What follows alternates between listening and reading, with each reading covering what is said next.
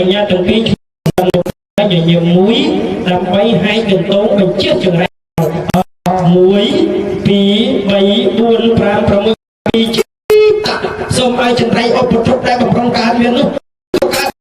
សូមឲ្យវិនិច្ឆ័យចាត់ចែងអត់ដល់តរៃទៅតាមទឹកអូចូលតាម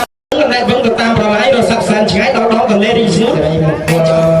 ដល់កូនដែលជាគូស្វាមីភរិយាក្នុងឆ្នាំថ្មីដែលកើតកាលពីថ្ងៃនេះបាទសូមឲ្យកូនទាំងពីរជួបប្រទានទៅនឹងសេចក្តីសុខសេចក្តីចម្រើនជួបនឹងបាត់3ប្រការមនុស្សទេវតាព្រះនិព្វានមកបប្រាថ្នាសម្បត្តិណាក៏ដោយសូមទេវតាលោកជួយបានសម្រេចដូចសេចក្តីប្រាថ្នាណាកូនណាលើកដៃសាធុ3ដងដើម្បីទទួលពរជ័យពីលោកមេដាបញ្ញាបាទខ្ញុំបាទសូមជម្រាបសួរបាទអ៊ំប្រុសហើយនិងអ៊ំស្រីផងដែរអញ្ចឹងក្រោយពីការកាត់សក់បកសេរីលោកអ៊ំទាំងពីរបានជម្រាបមន្ទិលខាងមកហើយនោះអញ្ចឹងលោកអ៊ំទាំងពីរពេចពិលរមើលដល់គុំប្រពន្ធស្រីអញ្ចឹងអ្នកទាំងពីរស្អាតណាស់លោកអ៊ំ